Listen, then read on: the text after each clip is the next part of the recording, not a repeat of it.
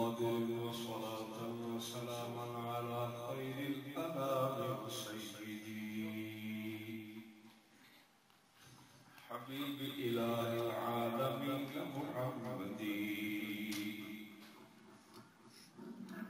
بشير النذير الهاشمي المكرم عطوف رؤوف من يسمى بأحمد.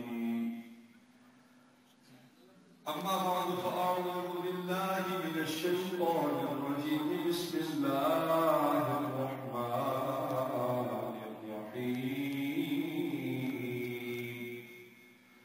قل إن كنتم تحبون الله فاتبعوني يحببكم الله ويغفر لكم ذنوبكم والله غفور رحيم. وقال النبي صلى الله تعالى عليه وسلم فعليكم بسنتي وسنة الخلفاء الراشدين المهديين. اللهم صل على سيدنا ومولانا محمد وعلى آل سيدنا ومولانا محمد صلاة تكون للنجاة وسيلة ونور بالدرجات كفيلة، صلاة تحل بها العقد وتفرج بها الكرب. يا رب صل وسلم دائما أبدا على حبيبك خير الخلق كلهم. لكل نبي في الأنام فضيلة وجملتها مجموعة لمحمد. نهاية معززين ومكرمين ومحترمين سامعين الكرام القدر، بالخصوص میرے واجب الاحترام اکابر علماء کرام، آج کی ہماری اس نشست کا عنوان ہے شان رسالت. صلی اللہ تعالی علی صاحبنا الف الف تحیۃ والسلام. ہم اہل السنت والجماعت دیوبند کا عقیدہ ہے کہ اس امت کو بھی شان رسول پاک صلی اللہ علیہ وسلم کی شان کی وجہ سے ملی. آپ دیکھتے ہیں امت آئی تو بعد میں ہے لیکن جنت میں پہلے جائے. یہ رسول پاک صلی اللہ علیہ وسلم کی شان کا صدقہ ہے. اس امت کی عمر تھوڑی ہے، محنت تھوڑی ہے، مشقت ریاضت عبادت تھوڑی ہے. پہلی امتوں کی محنتیں عبادتیں ریاضتیں عمریں زیادہ تھیں، لیکن یہ آقا دو عالم رحمت دو جہاں سرور کون و مکان صلی اللہ علیہ وسلم کی شان مبارک ہے کہ ان کی وجہ سے اس امت کی عبادت ریاضت کو رب نے اتنا بڑھا دیا کہ پہلے تو وہ گزرے عبادتیں ان کی زیادہ، عمریں ان کی زیادہ، لیکن آپ کی شان و مقام اور آپ کی برکت سے جنت میں پہلے یہ جائے.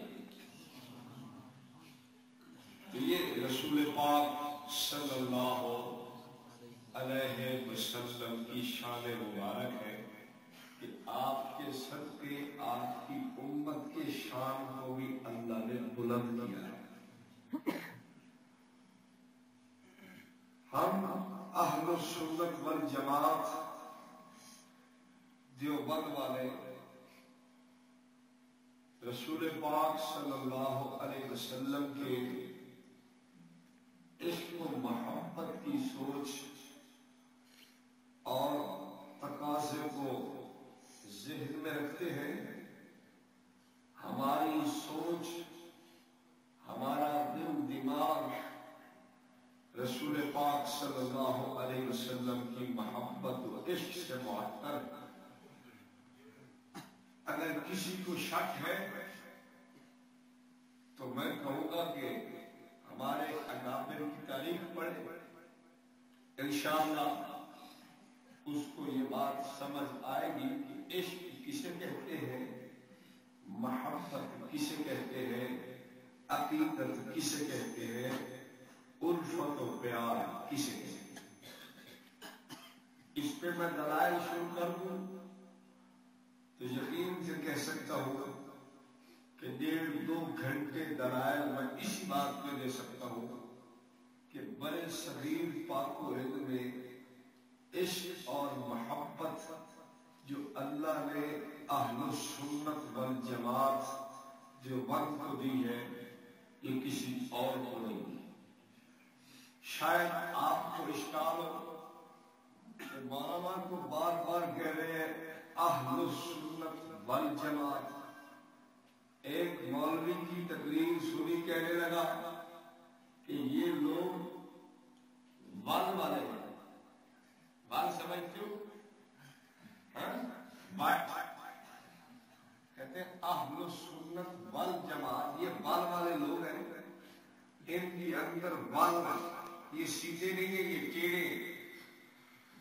میں اس سے کہنے لگا، میں نے کہا مولانا آپ نے احادیث کی کتب نہیں پڑھی، آپ نے علماء کی کتابوں کو نہیں پڑھا، مؤرخین کی کتب کا آپ نے مطالعہ نہیں کیا.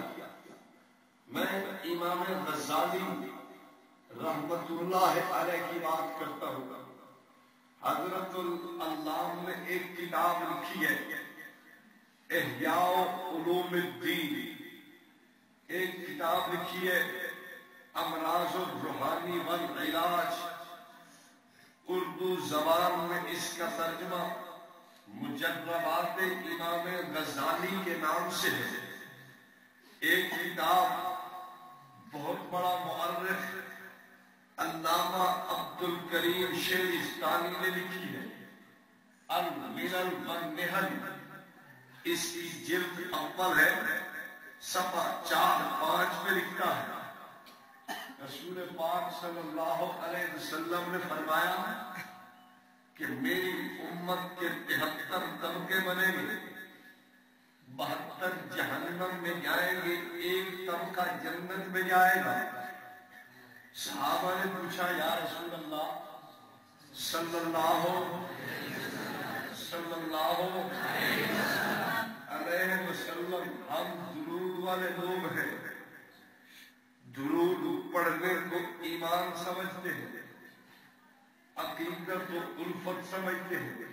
یہ الگ بات ہے کہ دنیا کے لوگوں کو اشکال ہے، کہتے ہیں کہ تم درود والے نہیں، تم برود والے ہو اور ہم درود والے ہیں.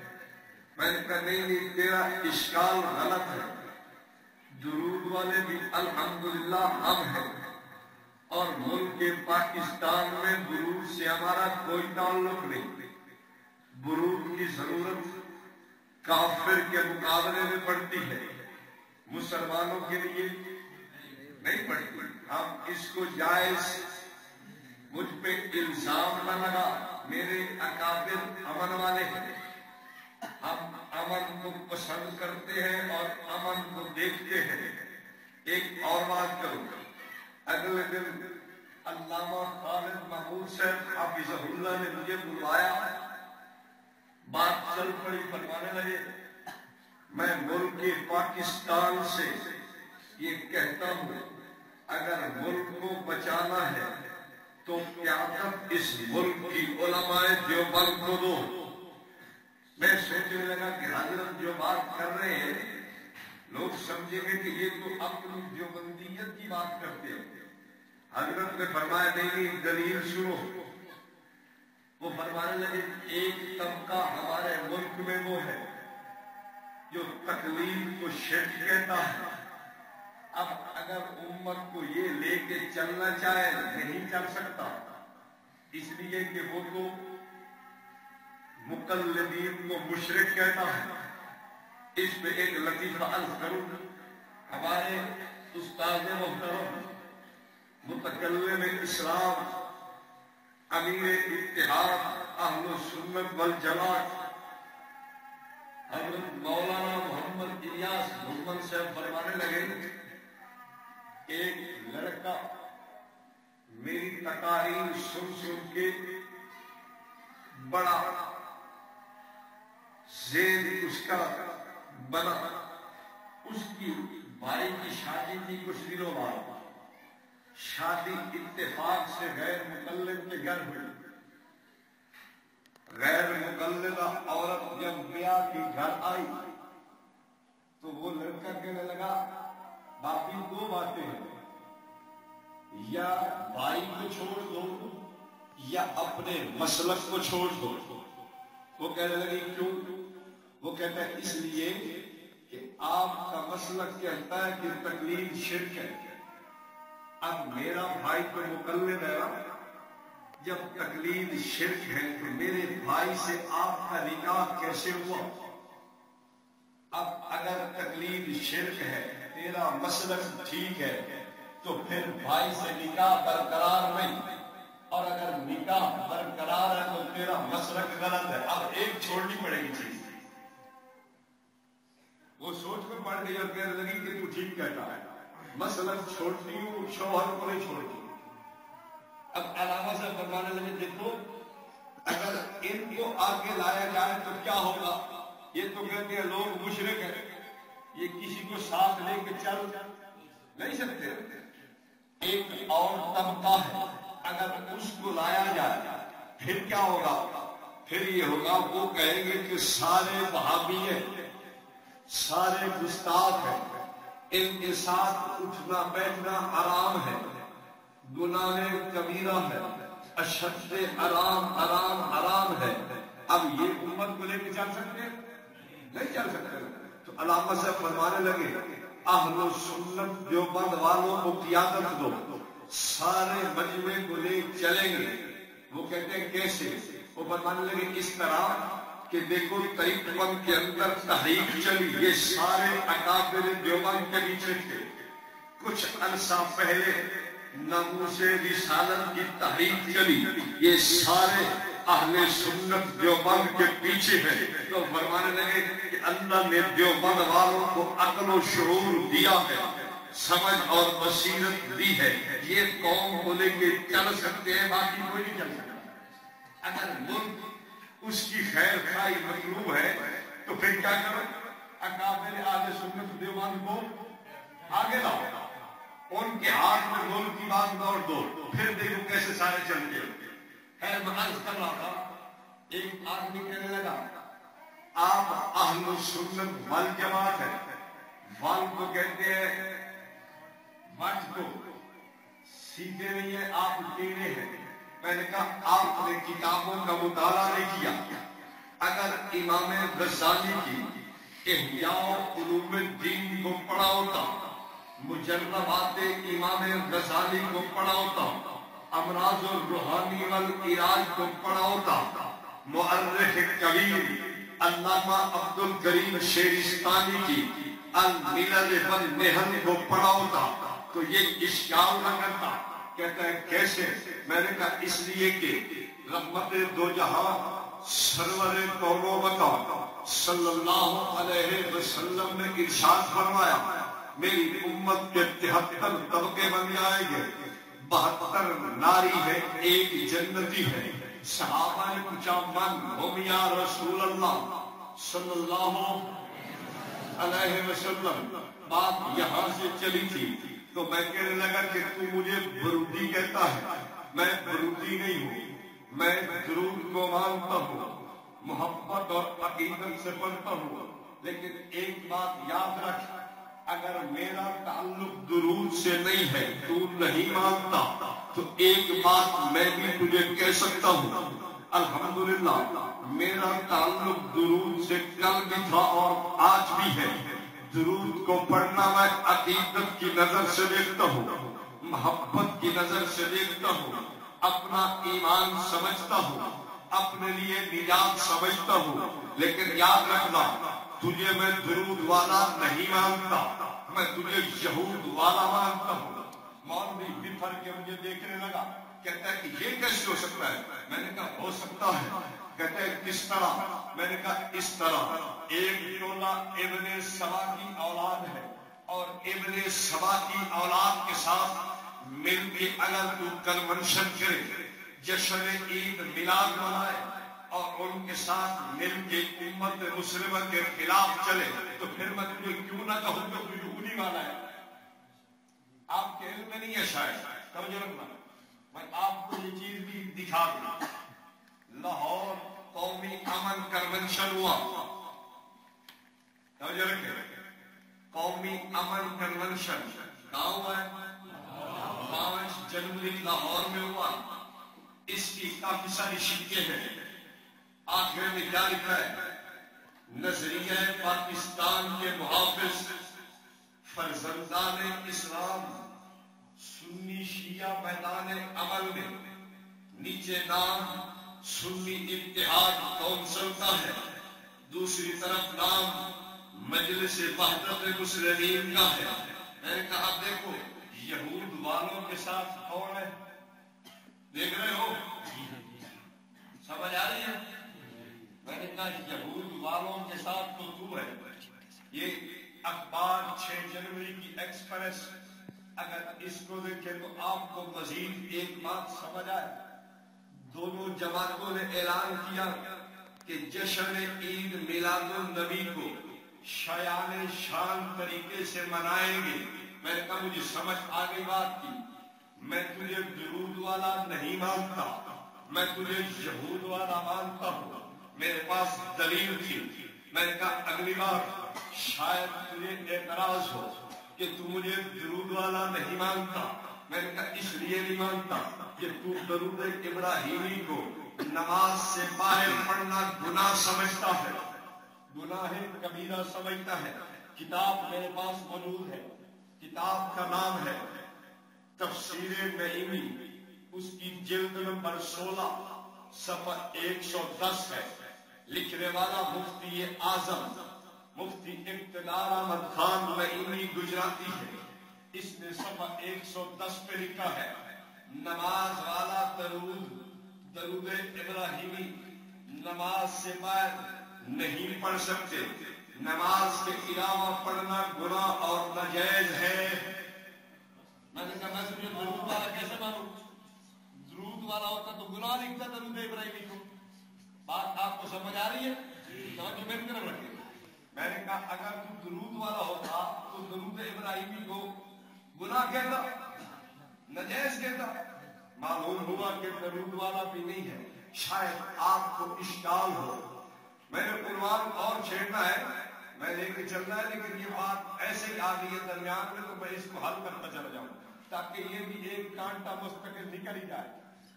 سمجھ آ رہی بات؟ ایک آدمی مجھے کہنے لگا مولانا آپ کو نہیں پتا۔ میں نے کہا کیا بات؟ کہتا ہے کہ ہم آذان سنتے ہیں، آذان سے پہلے الصلاۃ والسلام علیک یا رسول اللہ آتا ہے۔ اگر آپ کہتے ہیں کہ درود والا نہیں تھا تو درود کیوں پڑھا اس نے؟ اشکال ٹھیک ہے؟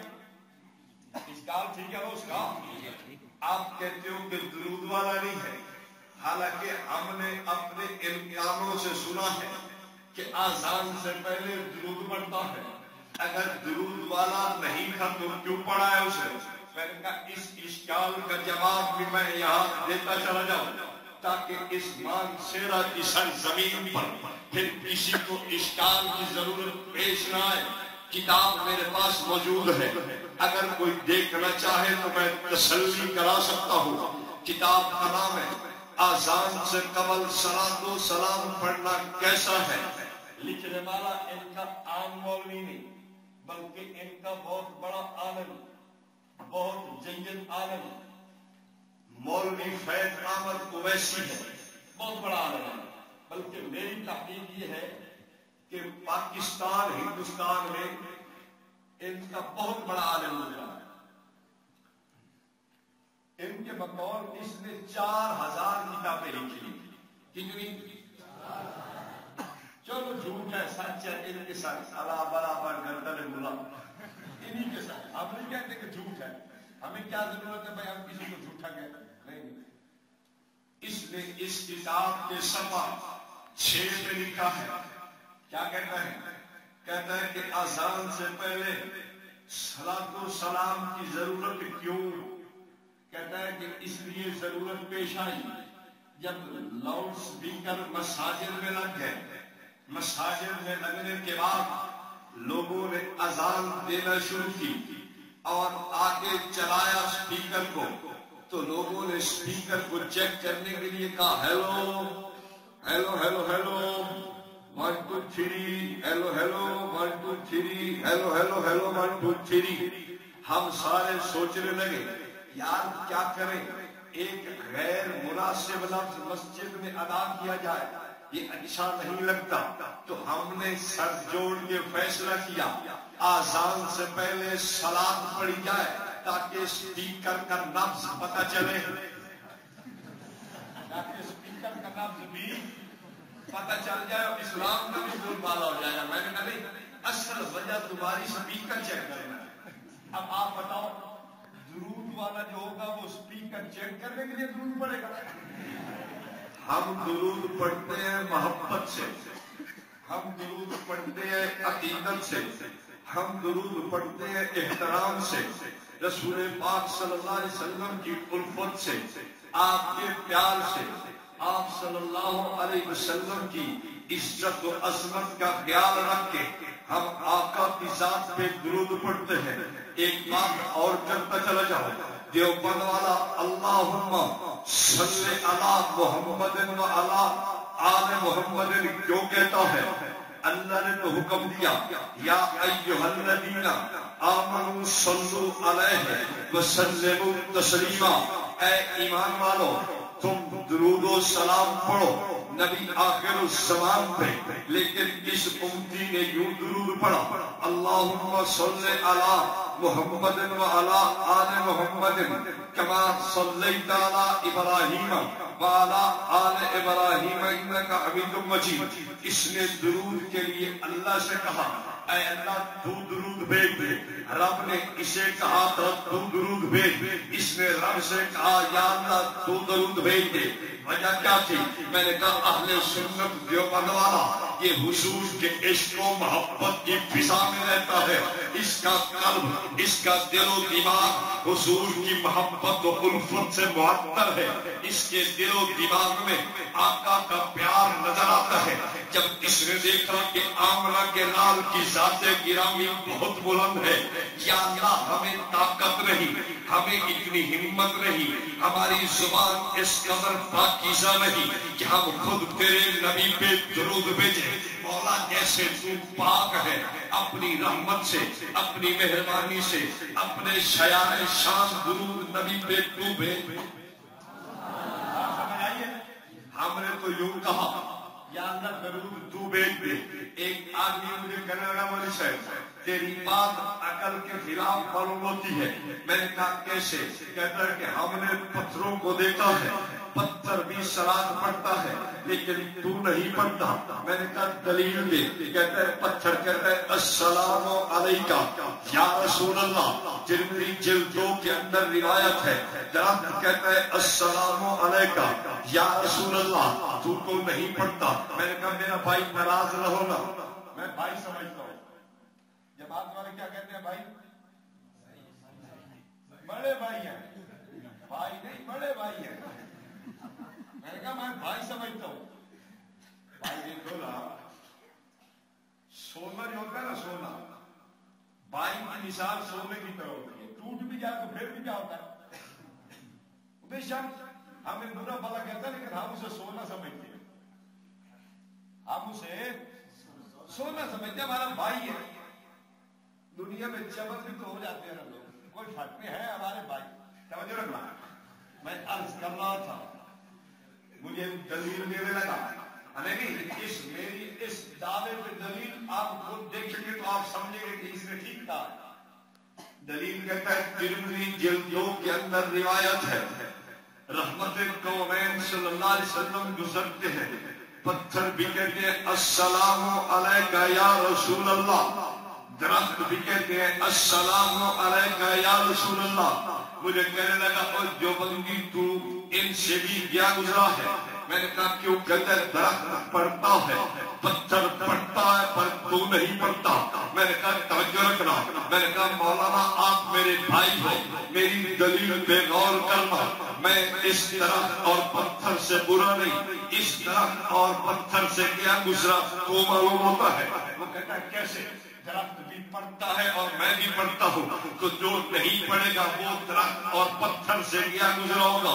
میں نے کہا نہیں، تو اگرچہ پڑھتا ہے لیکن پھر بھی درخت اور پتھر سے کیا گزرا ہے۔ کہتا ہے تیرے پاس کیا دلیل ہے؟ توجہ رکھنا، میں نے کہا میرے پاس یہ دلیل ہے، یہ درخت اور پتھر کو بھی اتنا پتا ہے یہ اس وقت پڑھنا ہے جب آمنہ کے لال کے قدموں میں ہوگے۔ کب پڑھنا ہے؟ جب آقا کے قدموں میں ہو۔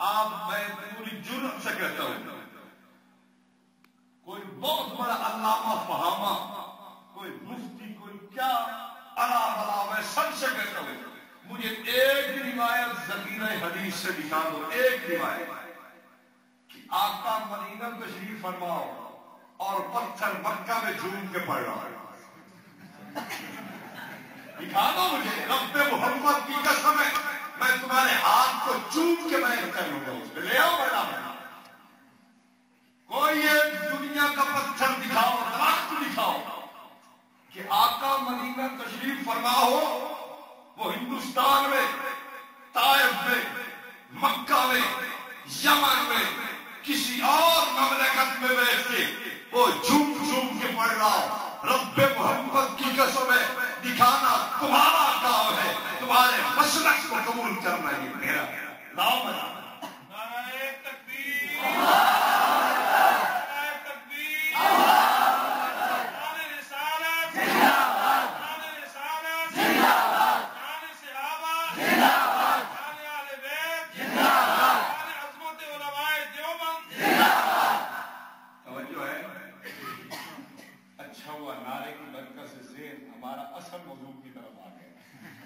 کیا تھا؟ بولی بولی بولی، شان رسالت۔ توجہ رکھنا، اللہم صلی علی سیدنا و مولانا محمد و علی آل سیدنا و مولانا محمد و بارک وسلم۔ توجہ رکھنا، مجھے کہنے لگا مولوی صاحب ایک بات سمجھا پھر اپنے موضوع پہ چلا جاتا۔ میں نے کہا ہاں پوچھ لے، میں ابھی جانے لگا ہوں اپنے موضوع پہ۔ کہتا ہے کہ ایک بات سمجھ نہیں آئی، تو وہاں کو پڑھتا ہے یہاں نہیں پڑھتا۔ میں نے کہا ہاں میں اس کی دلیل دینے لگا ہوں، میں نے صحابہ کی زندگی یوں ہی دیکھی ہے، نبی پاک صلی اللہ علیہ وسلم کے قدموں میں ایسے ہی کرتے ہیں۔ اٹھائیے قاضی ایاز کی شفا اور ایک کتاب چھپی ہے سعودی تفسیر پر ایک نظر، اس کتاب کو پڑھیے، کیا لکھا ہے؟ المنقول انہم کانوا یقولون فی تحیۃ الصلاۃ والسلام علیک یا رسول اللہ۔ یہ روایت لکھی ہے کہ صحابہ جب حضور پاک صلی اللہ علیہ وسلم کی خدمت میں آ کے سلام کرتے تھے تو پھر کیسے کرتے تھے؟ الصلاۃ والسلام علیک یا رسول اللہ۔ میں نے کہا میں نے صحابہ سے بات سمجھی ہے کہ جب آمنہ کے لال کے قدموں میں جانا تو پھر یوں پڑھنا۔ آپ کہوگے مولوی صاحب بات آدھی سمجھ آئی اور آدھی نہیں آئی۔ میں نے کہا ہاں میں سمجھ گیا ہوں، آپ کا اشکال یہ تھا چلو وہاں جا کے تو یوں پڑھنا چاہیے اور یہاں بیٹھ کے اللہم صلی علی، اے اللہ تو سلام اور سلام بھیج دے، یہ کیوں پڑھتا ہے؟ میں نے کہا یہ دلیل بھی صحابی سے پیش کرتا ہوں۔ آپ کہیں گے کہاں لکھا ہے؟ میں نے کہا اٹھاؤ میرے مسلک کی معتبر کتاب جس کو فضائل اعمال کہتے ہیں. فضائل تعلیم جس کو فضائل اعمال کہتے ہیں. اٹھاؤ حکایات صحابہ کو دیکھو. اس میں ایک واقعہ ہے حضرت عاصم اور ان کے ساتھیوں کی شہادت کا قصہ. اس میں ایک حضرت خبیب رضی اللہ تعالی عنہ کی شہادت کا قصہ بھی لکھا ہے. حضرت خبیب کو کافروں میں پکڑا، اپنے ملک لے گئے، سولی پہ لٹکایا، اپنے نیزے بچیاں تیر سنبھال کے مارنے لگے. حضرت خبیب نے جب دیکھا میری زندگی کا اخیر ہو چکا ہے اور آخرت کی زندگی اب شروع ہونے لگی ہے، اب توجہ رکھنا. حضرت خبیب کا آخری جملہ سنیے اور اہل سنت جو بنوانے کا ایمان دیکھیے. میں نے کہا میں تو صحابہ کا دیوانہ ہوں، میرا ایمان اور عقیدہ صحابہ کے پیچھے ہے. میں نے صحابی کے جملے کو سن کے ایمان کی بنیاد اس پہ رکھی ہے. کہتا ہے کیا مطلب؟ میں نے کہا توجہ کرنا. حضرت خبیب کہنے لگے یا اللہ میرے پاس اور کوئی موجود نہیں جس کے ہاتھ میں اپنا سلام تیرے نبی تک پہنچا دوں. یا اللہ تو ہی میرا سلام اپنے نبی کی ذات تک پہنچا دینا. میں نے کہا بات سمجھ آ گئی. خبیب نے عقیدہ دے دیا رضی اللہ عنہ. جب نبوت کے قدموں میں ہو تو سلام خود پیش کرو، جب قدموں سے دور ہو تو پھر رب سے کہو. بات سمجھ آئیے؟ اب میں اپنے عنوان پہ آ رہا ہوں. ہمارے اس جلسے کا عنوان کیا تھا؟ ابھی میں نے کچھ بات چھوڑ دی ہے، کچھ باتیں ادھار چھوڑ دی ہے. اس صلاۃ و سلام پہ بھی کچھ بات چھوڑ دی ہے میں نے ادھار. پھر سے میں نے کہا عنوان ہے شان رسالت صلی اللہ علیہ وسلم، رحمت دو جہاں، سرور کون و مکان صلی اللہ علیہ وسلم کی عظمت کا حال دیکھو. قرآن کہتا ہے حضور کے لیے احمد کا لفظ بھی استعمال کرتا ہے. قرآن حضور پر نور صلی اللہ علیہ وسلم کے لیے محمد کا لفظ بھی استعمال کرتا ہے. لفظ محمد کو دیکھو اور لفظ احمد کو دیکھو. محمد کا معنی ہے جس کی تعریفیں بار بار کی جائے. احمد کا ایک معنی ہے بہت زیادہ رب کی تعریفیں کرنے والا. لیکن حضرت امام ابن جوزی نے اپنی کتاب جلاء الافہام میں یہ بات نقل کی ہے. احمد کا معنی یہ بھی ہے تعریفوں والا، یعنی سب سے زیادہ تعریفوں والا. محمد کا معنی بھی ہے جس کی سب سے زیادہ تعریف کی جائے.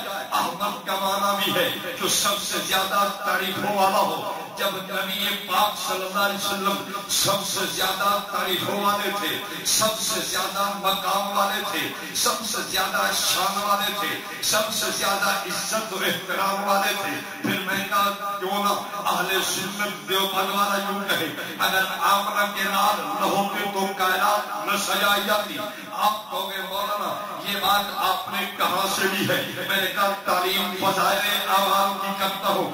اٹھاؤ فضائل سرکار کو، اس میں دیکھ لو حضرت رسول پاک صلی اللہ علیہ وسلم کی شان و منقبت یہ نقل کی گئی ہے. دیکھیے حضرت آدم علیہ السلام زمین میں تشریف لے آئے، روتے روتے دعا کرنے لگے. ایک دن کہنے لگے اسألک بحق محمد ان تغفر لی، اللہ مجھے معاف کر دے محمد عربی صلی اللہ علیہ وسلم کے وسیلے سے. اللہ نے فرشتہ بھیجا کیف عرفت محمد ولم اخلقہ، اے پیارے آدم بتانا تجھے کیسے پتہ چلا محمد عربی صلی اللہ علیہ وسلم کی ذات کا، ابھی تک تو میں نے اسے پیدا نہیں کیا. حضرت آدم علیہ السلام کہنے لگے جب اللہ نے مجھے بنایا تھا رأیت علی قوائم العرش مکتوبہ لا الہ الا اللہ محمد رسول اللہ، میں نے عرش کے پایوں پہ لکھا ہوا دیکھا لا الہ الا اللہ محمد رسول اللہ. میں نے سمجھ لیا کہ یہ بڑی اعلیٰ شان والی ہستی ہے، بڑی بڑی عظیم المرتبت، عظیم الشان، بڑی عزت و مقام والی ہستی ہے جس کے نام کو اللہ نے اپنے نام کے ساتھ جوڑا ہے۔ اللہ نے فرشتے کو بھیجا کہ میرے آدم سے کہہ دو لولا محمد لما خلقت، اے آدم اگر وہ نہ ہونے ہوتے تو میں آپ کو بھی پیدا نہ کرتا۔ میں نے کہا بات سمجھ آ گئی، ساری کائنات کا مقام و شان اللہ کریم نے رحمت قوم و مکہ سرور دو جہاں صلی اللہ علیہ وسلم کی ذات کو دیا ہے۔ یہ بات میں دلیل کے طور پر قرآن پیش کروں گا، وَلِلَّهِ الْعِزَّةُ وَلِرَسُولِهِ وَلِلْمُؤْمِنِينَ۔ میں نے کہا اللہ نے ساری عزتیں اپنے پیغمبر کے دامن میں ڈال دی ہے، سارا مقام و عزت اپنے نبی کو عطا فرما دیا ہے۔ آپ کہیں گے کہ مقام تو باقی انبیاء کو بھی ملے ہیں، باقی اولیاء کو بھی ملے ہیں، اصفیاء کو بھی ملے ہیں، علماء کو بھی ملے ہیں، مشائخ کو بھی ملے ہیں۔ میں نے کہا اس بات کو اہل سنت دیوبند والا ہی حل کر سکتا ہے جس نے حجت الاسلام قاسم العلوم والخیرات حضرت مولانا قاسم نانوتوی رحمہ اللہ کی تحذیر الناس کو پڑھا ہو۔ آئے حضرت نانوتوی کی بات آئی تو میں یوں بھی کرتا چلا جاؤں، دنیا حضرت نانوتوی کو برا کہتی ہے، میں ایک بات جرت سے کہہ جاؤں گا اور میں اپنی بات کو دلیل کے ساتھ کرتا ہوں۔ میرے نانوتوی جیسا عاشق توجہ رکھنا، توجہ حضرت نانوتوی جیسا عشق کسی کا لا کے دکھا، وہ کہتا ہے کیا مطلب؟ میں نے کہا قاسم القلوب والخیرات جب چلے مدینہ طیبہ کی طرف چند میل کا سفر رہ گیا، حضرت نانوتوی نے سواری سے چھلانگ نیچے لگائی ہے، پتھریلی زمین کی، کنکر نوکدار تھے۔ مرید کہنے لگے حضرت استاد جی پیر سے حضرت الشیخ آپ اوپر بیٹھ جائے، یہ جوتا پہن لیجیے، آپ کے پاؤں لہو لہان ہو جائیں گے۔ حضرت فرمانے لگے نہیں پہنتا۔ میں نے کہا بات یہ تھی حضرت پر ایک خاص محبت و عقیدت کی کیفیت غالب ہے، حضرت نہیں چاہتے ہو سکتا ہے رسول پاک صلی اللہ علیہ وسلم کے نالین مبارک یہاں لگے ہو اور میرا قریب جوتا اوپر آ جائے، یہ میں برداشت نہیں کر سکتا۔ میں نے کہا عجیب تقسیم رب کی دیکھو، رسیلہ قسمت الجبار حینا، رب کی تقسیم کو دیکھنا، اس کے پاس جوتا ہے لیکن نہیں پہنتا۔ ایک اور آدمی ہے جس کو لوگ احمد رضا خان کہتی ہے، میں آیا تو دیکھ کے حیران رہ گیا، جامعہ امام احمد رضا تھا، اور میں نے کہا جامعہ اس کے نام پہ بناتے ہو جو مدرسے میں پڑھا نہیں ہے۔ یہ بات میں بڑی جرت اور دلیری سے کہہ رہا ہوں، یہ بات میں کوئی تنقید سے نہیں بلکہ میں بات ایک جناب کی خیر خائی کے جذبے سے کہتا ہوں۔ میری کتاب نہیں، خیامان رضا کتاب ہے، لکھنے والا اقبال احمد فروغی ہے، اس کا صفحہ 18 ہے، لکھا ہے کہ اعلیٰ حضرت نے باقاعدہ کسی مدرسے میں داخلہ نہیں لیا۔ میں نے کہا نام اس پہ مدرسہ رکھتے ہو جو خود مدرسے کا منہ نہیں دیکھتا۔ آپ کا سدھی کرو یار، تو کچھ ناپا کا بندہ جو سدھ ہونا چاہیے، کیوں نہیں؟ اور روک تو ٹھیک ہو، بات سمجھ آ رہی؟ اعلیٰ حضرت بھی مدینہ جانے لگے، چند میل کا سفر رہ گیا، اعلیٰ حضرت کا جوتا گر گیا۔ توجہ رکھنا، ادھر جوتا تھا لیکن نہیں پہنا، ادھر جوتا گر گیا۔ جب مدینہ پہنچتا ہے، میں اپنی طرف سے نہیں کہتا، فیضان اعلیٰ حضرت نامی کتاب ہے، یہ کتاب شبیر برادر لاہور سے چھپی ہے، صفحہ 259 ہے، اس کو کھول کے پڑھ لیجیے، اس کے پر صاف لکھا ہے اعلیٰ حضرت مدینہ طیبہ پہنچ کے سب سے پہلے جوتا خرید کے پہن کے پھر روضہ پاک پہ حاضری دیتے ہیں۔ میں نے کہا عشق کی تقسیم دیکھو، ایک کے پاس جوتا تھا نہیں پہنا، ایک کے پاس نہیں تھا لیکن خرید کے پہن کے حاضر ہوتا ہے۔ اب بھی اگر کوئی یوں کہے عشق اس کے پاس نہیں، یہ حضور کا عاشق ہے اور نانوتوی حضور کا گستاخ ہے، میں کہتا ہوں پھر اس عدل اور انصاف کو آگ لگا، میں نہیں مانتا۔ بات سمجھ آ رہی ہے؟ اس الٹے انصاف کو میں نہیں مانتا، یہ الٹا انصاف ہے یار۔ ایک کلاڑی سمجھتے ہو؟ کوئی نہیں سمجھتا۔ کلاڑی کہتے ہیں ہندو عورت، وہ دریا میں ڈوب گئی تو ہندو اپنے مسیب والوں سے کہنے لگا یار بات سنو، میں تمہارے علاقے میں رہنے والا ہوں، تو میری اب بیوی ڈوب گئی ہے پانی میں، تو میرے پانی پر اسے تلاش کرو۔ لوگوں نے کہا یار بات تو ٹھیک ہے، اب ہمارے علاقے میں رہتا تو اس کی تو پھر کرنی چاہیے ہے، مدد کرنی چاہیے.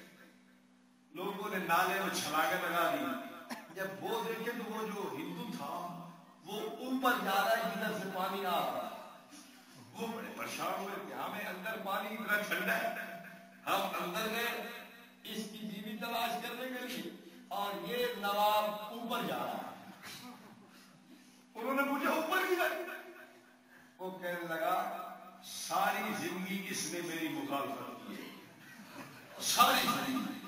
اب بھی یہ ادھر تو نہیں جا سکتی، یہ جائے گی تو ادھر ہی. میں نے کہا ایسا عشق نہیں مانتا، میں ایسا تیرا عدل اور انصاف نہیں مانتا. انصاف کی بات کر، اگر انصاف کے کاغذوں میں غلط ہوں تو لوٹو فیصلہ کرنے لگے. اگر انصاف کے ترازو میں میرا پورا کا پورا عشق نکلے تو پھر مجھے کیوں چھٹراتا ہے؟ توجہ رکھنا. میں نے کہا قاسم العلوم والخیرات، حجت الاسلام، بانی دارالعلوم دیوبند مولانا قاسم نانوتوی رحمہ اللہ کا ذکر چھڑا ہے تو میں ایک بات اور کرتا چلا جاؤں.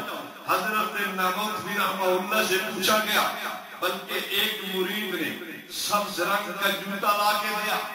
حضرت یہ ہمارے علاقے کا مشہور جوتا ہے، بڑی عمدہ قسم کی سلائی ہوتی ہے، کاریگر بڑا ماہر ہے، اس جوتے کو سلوائیے اور پہنیے. حضرت نے پوچھا کون سا جوتا؟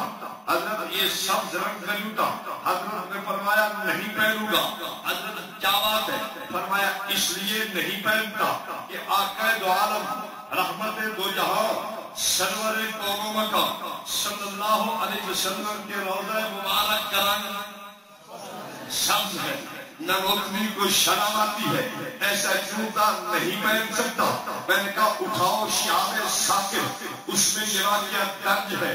حضرت نانوتوی کی سوانح حیات اٹھاؤ سوانح قاسمی، اس میں یہ واقعہ درج ہے. مولانا محمد عبداللہ بکروی دعوت برکاتہم العالیہ نے عشق رسالت اور علماء دیوبند بارگاہ رسالت میں اس میں یہ واقعہ درج کیا ہے. میں نے کہا ایک طرف میرا امام ہے، ایک طرف میرا امام ہے. ملفوظات اعلیٰ حضرت صفحہ 322 ہے، مشتاق و کارنر لاہور اردو بازار سے چھپی ہے. اس میں لکھا ہے اعلیٰ حضرت سے پوچھا گیا سبز رنگ کا جوتا پہن سکتے ہیں؟ اس نے کہا ہاں پہن سکتے ہیں. ادھر بھی عشق دیکھ لو اور توجہ ہے، توجہ رکھنا. میں نے کہا جب تک اس نانوتوی کی کتاب کو پڑھو گے نہیں بات سمجھ نہیں آئے گی. آپ کہیں گے کہ مولانا آپ نے عجیب بات کر دی. اللہ نے ساری عزتیں، سارے مقام، رفعتیں اور بلندیاں اٹھا کے اپنے نبی کے دامن میں ڈال دی ہے، تو پھر باقی انبیاء کو مقام کیسے ملا؟ میں نے کہا توجہ رکھنا، اس پہ دلیل دینے لگا ہو. حضرت نانوتوی رحمت اللہ علیہ نے یہ بات بابا میں ڈھول کی تھی جہاں میں سارے کمالات ایک تجھ میں ہے. اے نبی پاک علیہ السلام، اللہ نے سارے کمالات کا مرکز آپ کی ذات کو بنایا ہے. آپ کہیں گے پھر بات تو وہی آ گئی. میں نے کہا توجہ رکھنا، بات اور عرض کر دیتا ہوں. ایک سورج ہے چمکنے والا، ایک چاند اور ستارے چمکنے والے ہیں. سورج کو روشنی رب نے دی ہے، چاند اور ستاروں کو روشنی بھی رب نے دی ہے. فرق یہ ہے کہ سورج موصوف بالذات ہے، چاند اور ستارے موصوف بالعدل ہے. موصوف بالذات اسے کہتے ہیں جس کو اللہ کوئی چیز بغیر واسطے کے دے. موصوف بالعدل اسے کہتے ہیں جسے کوئی چیز بغیر واسطے کے نہیں بلکہ واسطے کے ذریعے دی جائے، اسے موصوف بالعدل کہتے ہیں. اب اللہ نے جو سورج کو روشنی دی ہے یہ کسی کی وجہ سے نہیں بلکہ اصالتاً اس کو عطا فرمائی ہے. اور سورج کو روشنی پہلے عطا فرمائی، پھر چاند اور ستاروں کو اسی سورج کی روشنی سے حصہ عطا فرمایا ہے. حضرت قاسم نانوتوی فرماتے ہیں حضور پر صلی اللہ علیہ وسلم سارے کمالات میں موصوف بالذات ہے، باقی انبیاء سارے کمالات میں موصوف بالعدل ہے. کیا مطلب؟ اللہ نے کمالات کا مرکز تو آمنہ کے لال کی ذات کو بنایا ہے، پھر اسی ذات سے اسی مرکز سے اللہ نے سارے کمالات تھوڑے تھوڑے لے کے انبیاء میں تقسیم کی ہے. کمالات کا مرکز کس کو بنایا؟ رحمت الکونین، سرور دو جہاں، امام الانبیاء صلی اللہ علیہ وسلم کی ذات گرامی کو بنایا ہے. ایک آدمی مجھے کہنے لگا مولوی صاحب رحمت للعالمین بھی مانتے ہو یا نہیں مانتا؟ میں نے کہا ہاں حضور پرنور صلی اللہ علیہ وسلم کو میں رحمت للعالمین بھی ایسا مانتا ہوں جیسے مثال میں نے سورج گری ہے کوئی نبی امت کے لیے رحمت ہوتا ہے. ایک انگریز کھڑا ہوا وہ کہتا ہے میں تیری بات سے اتفاق نہیں کرتا. میں نے کہا کیوں نہیں کرتا؟ کہتا ہے اس لیے اگر نبی کا انتظار ہو یضل عبادک ولا یلد الا فاجرا کفارا. کہتا ہے نبی نے تو دعا کی ہے اے اللہ ان کو تباہ اور برباد کر دے. تو کہتا ہے نبی امت کے لیے رحمت ہوتا ہے. میں نے کہا قرآن سمجھنا ہے اہل سنت دیوبند کے قدموں میں آ تجھے قرآن سمجھائیں گے. میں نے کہا قرآن ایسے سمجھ نہیں آتا. ایک مولوی دلیل دینے لگا وہ کہتا دیکھو قرآن کہتا ہے غیر اللہ سے مدد مانگ سکتے ہو لیکن تم کہتے ہو کہ مدد نہیں مانگ سکتے. میں نے کہا دلیل پر. کہتا ہے قرآن کہتا ہے قال من انصاری الی اللہ. حضرت عیسیٰ علیہ السلام نے اپنی امتیوں سے کہا تھا کہ تم میں کون کون میری مدد کرے گا. دیکھو نبی تو امتیوں سے مدد مانگتا ہے. تم کہتے ہو نبی تم کہتے ہو کہ غیر اللہ مشکل کشا نہیں ہوتا. توجہ رکھنا. میں نے کہا تیرا دماغ الٹا ہے اس لیے دلیل الٹی دیتا ہے. کہتا ہے وہ کس طرح؟ میں نے کہا دلیل دیتا ہے کہ نبی نے مدد اونٹی سے مانگی. توجہ میری طرف. نبی نے مدد اونٹی سے مانگی اور تیرا عمل کیا ہے کہ تو اونٹی مدد کام الٹا نہیں ہوگا. الٹا کام کرتا ہے بھائی. دلیل دیتا ہے کہ نبی نے مدد اونٹی سے مانگی اور تیرا عمل کیا ہے اونٹی مدد. اب دلیل دیکھو اس کا عمل توجہ رکھا. میں نے کہا ایک اور اٹھا. کہتا ہے قرآن کہتا ہے وَجَعَلْ لِي مِن لَّدُنْكَ سُلْطَانًا نَصِيرًا. اے اللہ مجھے مشکل کشا دے دے. کہتا دیکھ لے خدا سے نبی مشکل کشا مانگتا ہے. معلوم ہوا کہ غیر اللہ مشکل کشا ہو سکتے ہیں حاجت روا ہو سکتے ہیں بگڑی بنانے والے ہو سکتے ہیں. میں نے کہا قرآن تو نے بھی نہیں سمجھا. نبی امتی کو مشکل کشا مانگتا ہے. تیرے بتاؤ تو تو امتی نبی کو کیوں مشکل کشا مانگتا ہے؟ دلیل سمجھ آئی؟ میں نے کہا اس آیت کو اگر تو اپنی تفسیر نور العرفان میں دیکھ لیتا تو اطلاع ختم ہو جاتا ہے. وَجَعَلْنِي مِن لَّدُنْكَ سُلْطَانًا نَصِيرًا کا معنی تیری نور العرفان لکھتی ہے اے اللہ مجھے لشکر عطا فرما جو لشکر کافروں سے لڑے اور ان کو تباہ و برباد کر دے. نبی نے کہا اے اللہ مجھے خدام عطا فرما جو میری خدمت کرتے رہے.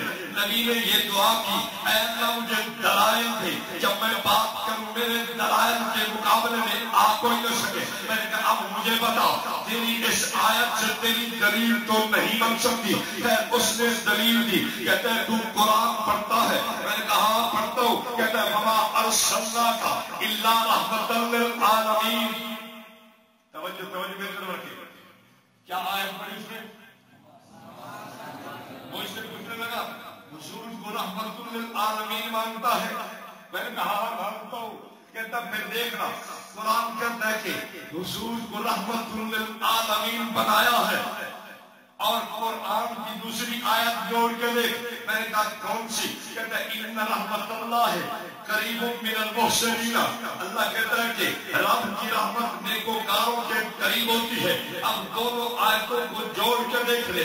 نبی اللہ کی رحمت ہے رب کی رحمت ہر جگہ ہوتی ہے تو پھر مان لینا نبی ہر جگہ موجود ہے. میں نے کہا تیری آیت کی جواب تیری آیت کا میں دیتا ہوں. میری آیت جو میں پڑھنے لگا ہوں اس کا جواب تیرے ذمہ ہے. کہتا ہے پڑھو دلیل. میں نے کہا 21واں پارہ ہے ہمیں آیات ہی ایو سے الریاح مبشرات یصیبکم من رحمتی. اللہ کا قرآن کہتا ہے اللہ بارش اپنی رحمت دینے سے پہلے ٹھنڈی ہوائیں چلاتا ہے. پھر رب کی رحمت یعنی بارش برستی ہے. میں نے اللہ نے بارش کو رحمت کہا ہے اور دوسری جگہ قرآن کہتا کہتا ہے ان رحمت اللہ قریب من المحسنین. اب مجھے بتانا، ایک جگہ قرآن بارش کو رحمت کہتا ہے، دوسری جگہ قرآن کہتا ہے رحمت ہر جگہ موجود ہوتی ہے. تو پھر مجھے بتانا، اگر تو نے اپنی آیات جو پیش کی ہے اس سے نبی کو ہر جگہ مانا ہے تو اس آیت سے تو بارش کو حاضر ناظر مان لے. بارش حاضر ناظر ہے.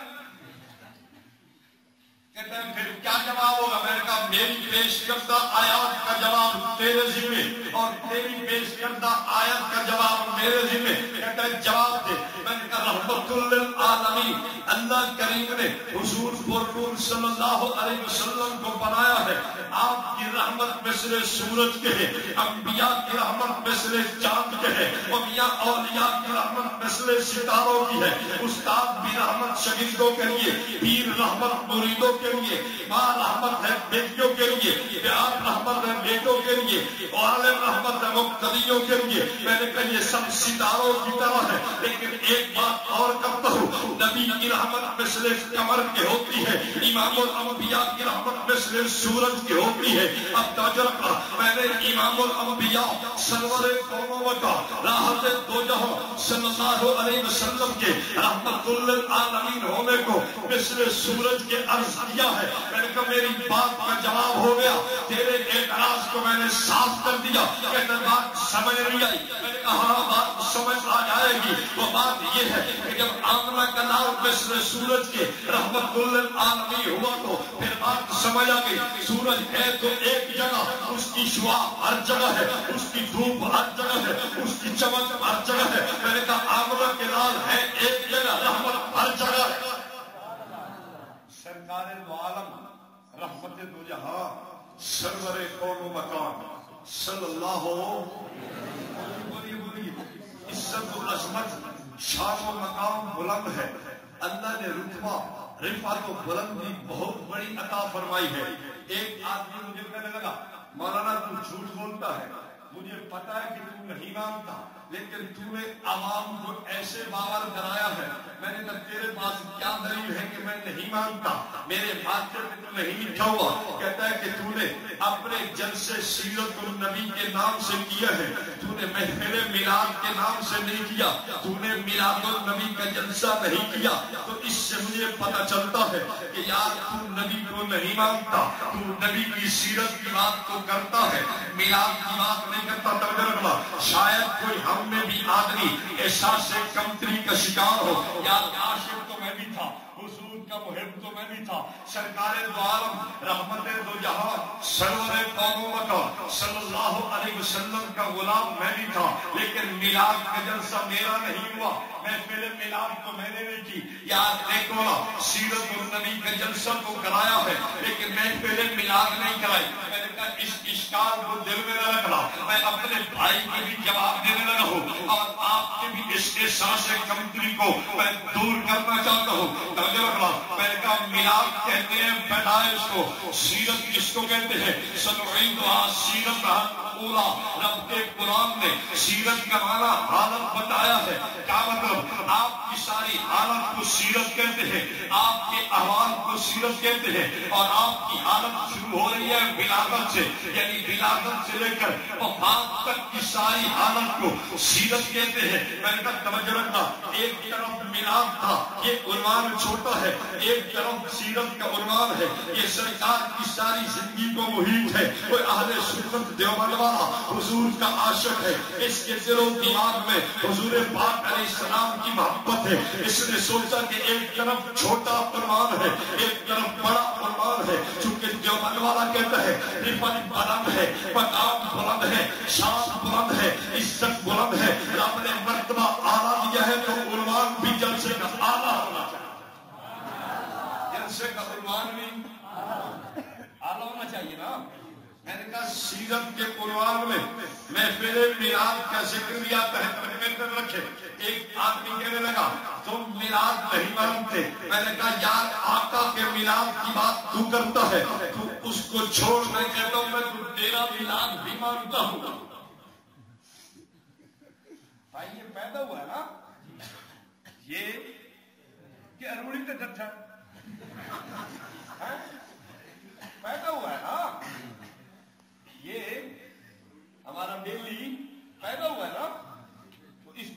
کا میلاد نہیں مانتے؟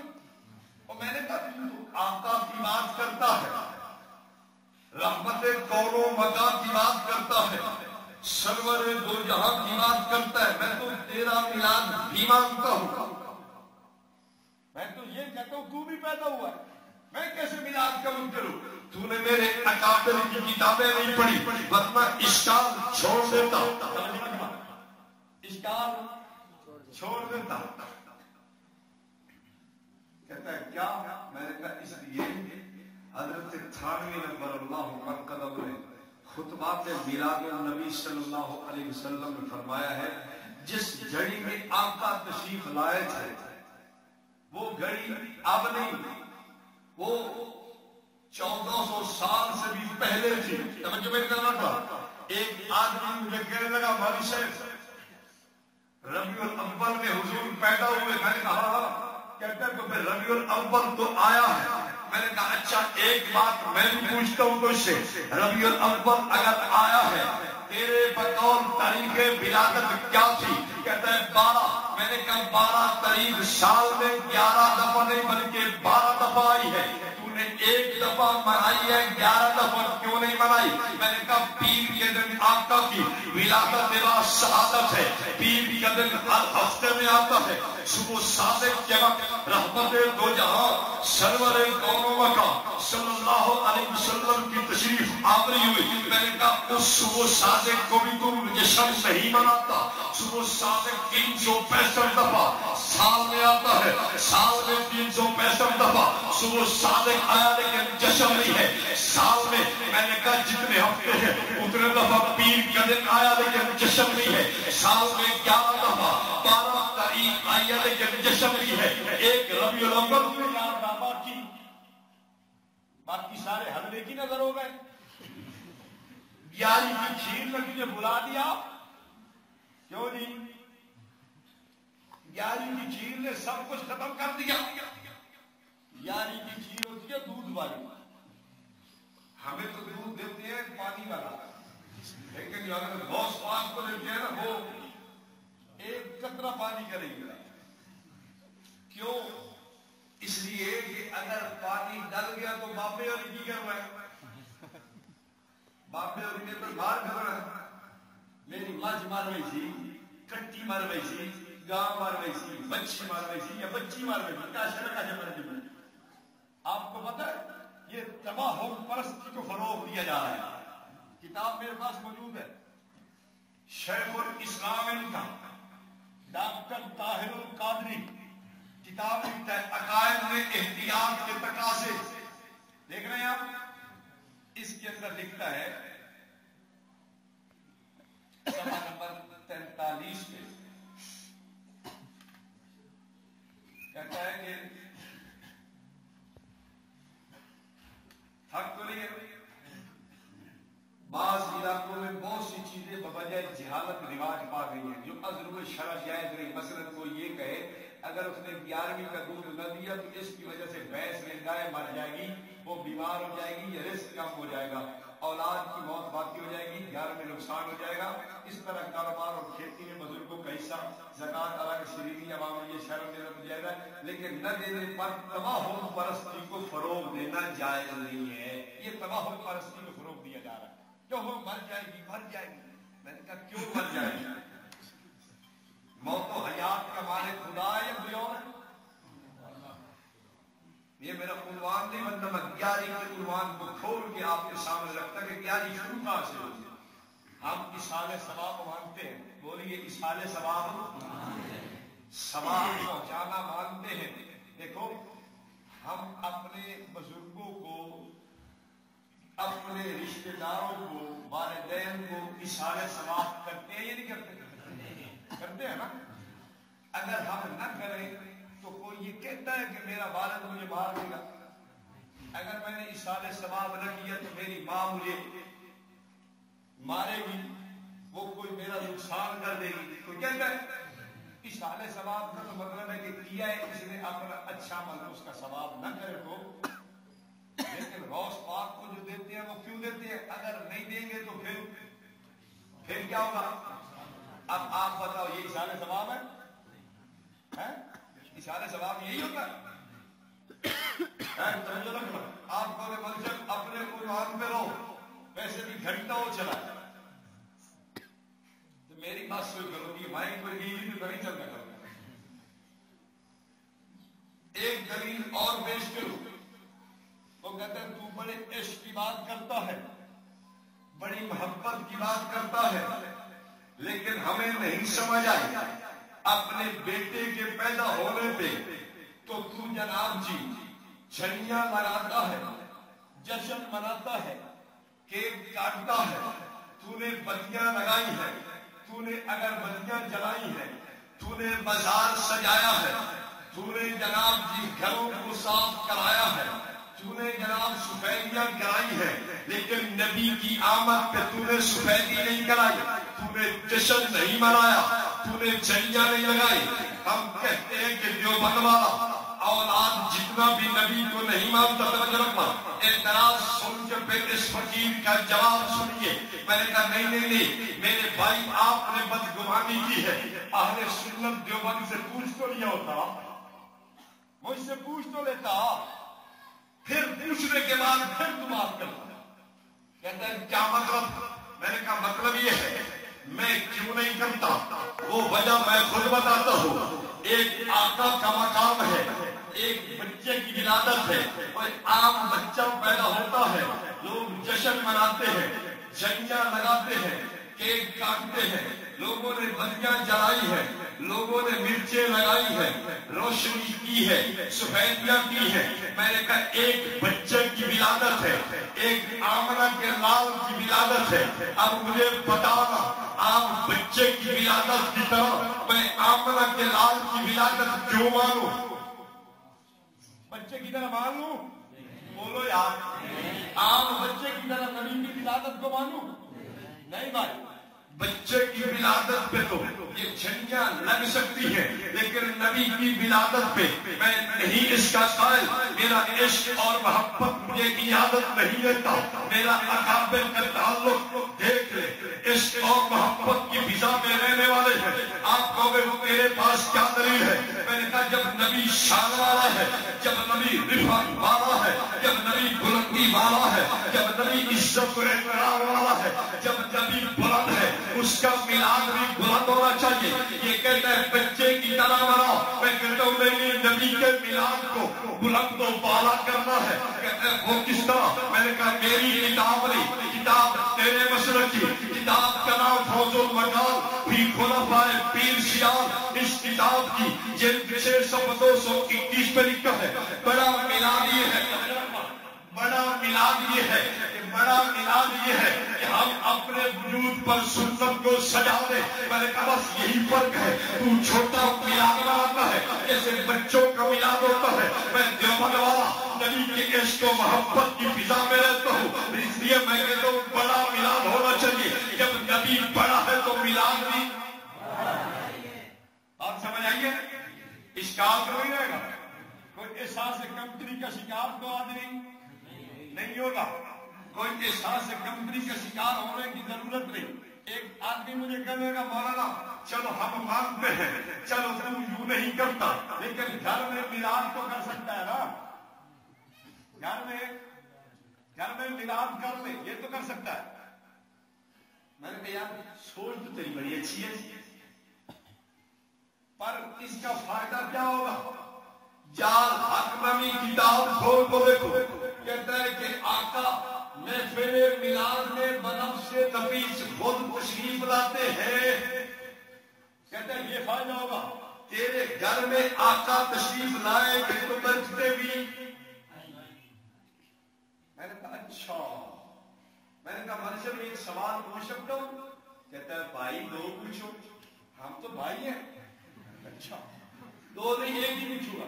میں نے کہا میرا سوال ہے میلاد عبد النبی کے گھر تو ہوتا ہے، تو نے عبد المصطفیٰ کے گھر تو رکھا ہے، تو نے حامد رضا کے گھر تو رکھا ہے، حشمت علی کے گھر تو نے کرایا ہے، تو نے دیگر اپنے مقتدیوں کے گھر کرایا ہے، کبھی اپنے گھر کیوں کرایا؟ مولوی چوک کرائے تو دو. مولوی نے تو قسم اٹھائی ہے کہ لوگوں کا مال کھانا ہے. ایک جگہ کوئی درویش گزر رہا تھا. درویش اس نے مسجد والوں سے کہا بھائی میں غریب آدمی ہوں, گزر رہا ہوں, آپ روٹی مجھے دے دے تو آپ کی بڑی مہربانی ہوگی. لوگوں نے کہا یار مسافر معلوم ہوتا ہے, چلو روٹی چھوٹی اچھی پکائی جائے. ایک آدمی نے کہا میں دیسی گھی میں حلوہ پکا کے لاؤں گا. دوسرے نے کہا میں بہترین دودھ میں کھیر بنا کے لاؤں گا.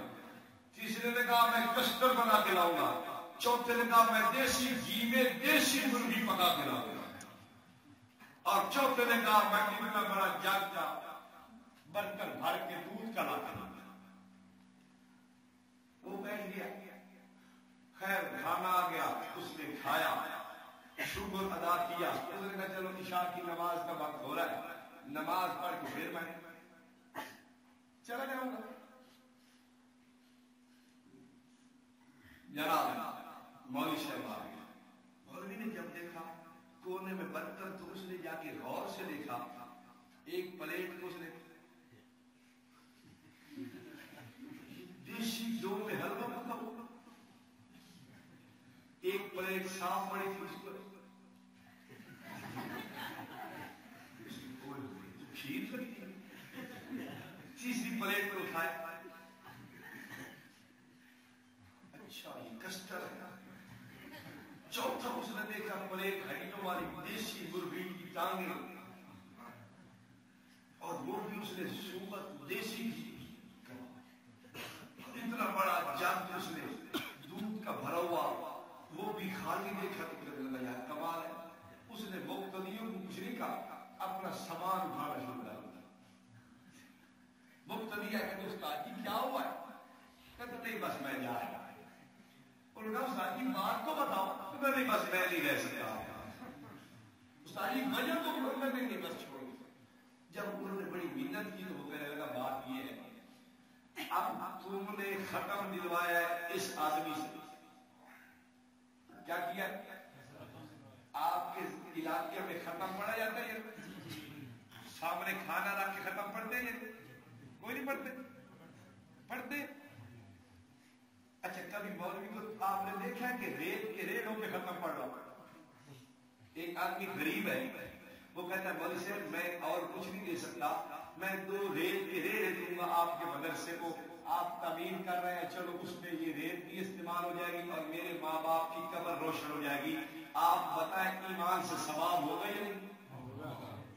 تو مولوی نے ختم تو نہیں پڑا اس کو, اب کیسے ثواب ہوگا؟ کھانے میں تو ختم جب تک نہ پڑے ثواب نہیں ہوتا, تو ریت میں بغیر پڑے ثواب ہو گیا. ایک آدمی اور آیا, کہتا مولوی صاحب میں 1 ٹرالی لکڑیوں کی دوں گا, میرے پاس پیسے نہیں ہیں, میں 1 ٹرالی لکڑیوں کی بھر کے آپ کو دوں گا, آپ اس کو مدرسے میں جلاتے رہیں. تو آپ اس کو جلائیں گے تو میرے ماں باپ کی قبر روشن ہو جائے گی. آپ بتائیں ثواب ہوگا یا ہوگا؟ لیکن مولوی صاحب کو ختم پڑا اس کو, تو وہ بغیر پڑے ثواب ہو جاتا ہے. کمال ہے یار, لکڑی پہ ہو جاتا ہے اور کھیر پہ نہیں ہوتا. اس بیجے پہ لاکھوں سلام. بھائی لکڑی پہ بغیر پڑے ثواب, ریت پر پڑے بغیر ختم ثواب, اور حلوے اور کھیر پہ نہیں ہو سکتا. میں اپنے بھائی کا خیر خواہ ہوں, وہ کیسے؟ میں اسے مشورہ دیتا ہوں جب آدمی مر جائے جیسے باقی چیزیں اندر رکھاتا ہے, پوچھا کر کہ اس بابا جی کے نام زمین کتنی تھی؟ وہ کہیں گے 4 ایکڑ. اس کے کاغذ بھی ختم میں رکھو. اس بابا جی کی کوئی گاڑی بھی تھی, جی کار تھی, اس کار کی چابی بھی ختم میں لیا. اس بابا جی کی کوئی بھینس بھی تھی, ہاں ایک بھینس تھی, وہ بھینس بھی ختم میں لیا. اتنا بڑا ختم پڑے گا تو کتنا فرق ہو جائے گا. کار بھی ملی, 4 ایکڑ زمین بھی, اور ایک دیہاتی بیٹھا تھا, وہ مجھے کہنے لگا مولوی صاحب رہ تو اس کی بیوی گئی تھی, وہ بھی ساتھ لے جائے پھر ہمیں. میں نے کہا ختم پڑھنے لگا. وہ مولوی کیا کہتا ہے؟ وہ کہتا ہے دیکھو تم نے ختم پڑھایا اس سے. یہ ایک دیہاتی کی بات کر رہا ہوں, میں عملی نہیں کہہ رہا. مسجد میں کھڑے ہو کے مجھے جھوٹ بولنے کی ضرورت نہیں. بعض دیہاتی لوگ بڑی کام کی بات کرتے ہیں. میرے پاس ایک رسالہ موجود ہے، اس رسالے میں لکھا ہوا ہے حضرت غوث پاک کو ایک رات میں 40 مرتبہ احترام ہوا. یہ کتاب لکھی ہے مولوی کیا نام ہے الیاس قادری اتاری نے. میں نے ایک جگہ سنایا، ایک دیہاتی مجھے کہنے لگا میرا بیٹا یہ بتاؤ یہ کس نے لکھی ہے؟ میں نے کہا الیاس قادری نے. کہتا ہے یہ بابا جی کو دھوتی نہیں جوڑ کے دیتا. اس سے پہلے پتہ چلا 40 دفعہ احترام. توجہ ہے؟ میں نے کہا توجہ رکھنا. میں اپنی بات کو ختم کرنے لگا. میں نے کہا وہ کہنے لگا کہ اس نے ختم پڑھا اور اس کو پتہ نہیں تھا ثواب کدھر بھیجنا ہے. اس نے ثواب تو بھیج دیا، آگے روحوں کو تقسیم اس نے نہیں کیا. اب کیا ہے کہ روحیں لٹ لے کے میرے پیچھے دوڑ رہی ہیں. انہوں نے کہا مولوی صاحب ہم سمجھ گئے ہیں، آئندہ ہمارے باپ کی بھی توبہ ہم کسی مسافر کو ایک لقمہ کھانے کا لے گا. آپ نہ جائیں، مہربانی. بات سمجھ آ رہی ہے؟ وہ مجھے کہنے لگا مولوی صاحب مجھے تو کوئی پرچی میری ٹھیک ہے، ان کا حق ہے جو پوچھنا چاہے. ڈاکٹر ذاکر نائک کے بارے میں کچھ باتیں کرتے ہیں. حضرت ہمارے یہاں کے امیر ہیں مولانا فضل الرحمان صاحب دعوت برکات بلانیہ، ان کے پاس پورا رسالہ پڑا ہے ڈاکٹر ذاکر نائک کی حقیقت کے متعلق. وہ رسالہ آپ ان سے خرید لیں، پورے آپ کو معلومات ہو جائیں کہ اس کے کیا حقائق ہیں. وہ بندہ بے دین ہے، گمراہ ہے، اس کے سارے حقائق اکٹھے کر دیے گئے. یہ طویل لکھا ہوا ہے.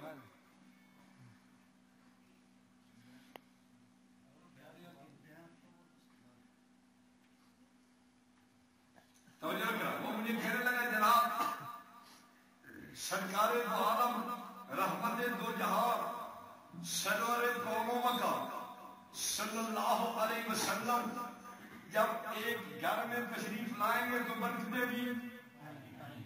میں نے کہا اچھا برکتیں لینے کے لیے مجھے تو کہتا ہے، لیکن آپ نے مولوی کو اپنے گھر میں میلاد کرتا نہیں دیکھا ہوگا.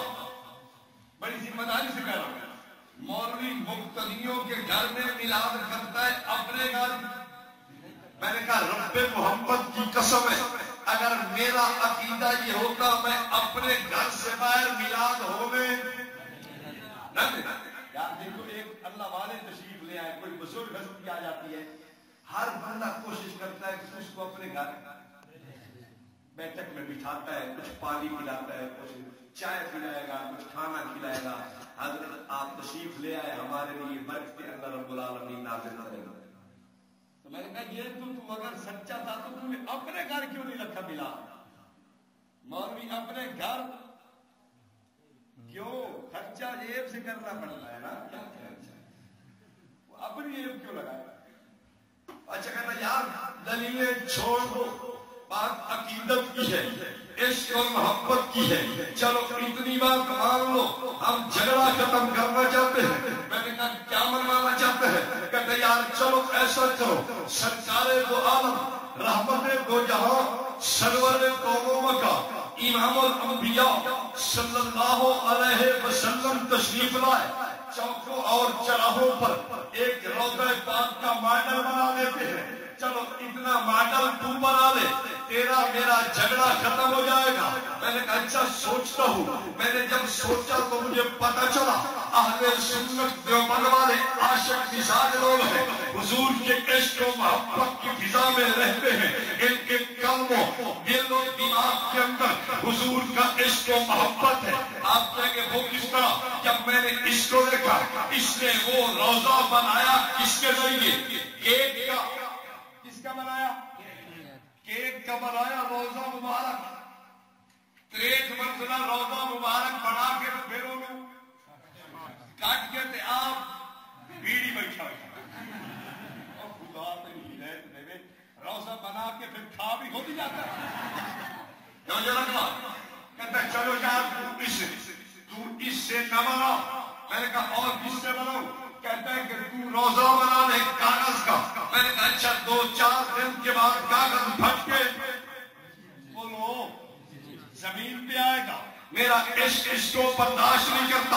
میں نے کہا اور بتا. کہتے ایسا کرو گتے کا بنا لو. میں نے کہا نہیں, ہم گدے کبھی نہیں بناتے, 2-4 دن میں گل کے وہ بھی زمین پہ گرے گا, میں برداشت نہیں کرتا. کہتا ہے لکڑی کا بنا لو. میں نے کہا 2-4 دن میں پورے توڑ کے اس کو کباڑ خانے میں ڈال دینا ہے. یہ میرا عشق اور محبت اس کو گوارا نہیں کرتا. کہتا ہے اینٹوں کا بنا لو. میں نے پورے وہ بھی توڑ کے زمین پہ رکھ دینا ہے. میں نے کہا نہیں, اہل سنت دیوبند والے حضور کے عشق اور محبت کی فضا میں رہتے ہیں. کہتا ہے کیا دلیل ہے تیرے پاس؟ میں نے کہا دلیل دینے لگا ہوں. ہمارے بہت بڑے عالم تھے مولانا شبیر احمد عثمانی نور اللہ مرکزہ, یہ پاکستان سے سفر کر کے حضرت مفتی کفایت اللہ دہلوی رحمۃ اللہ نے بھی اس وفد میں ساتھ ہے.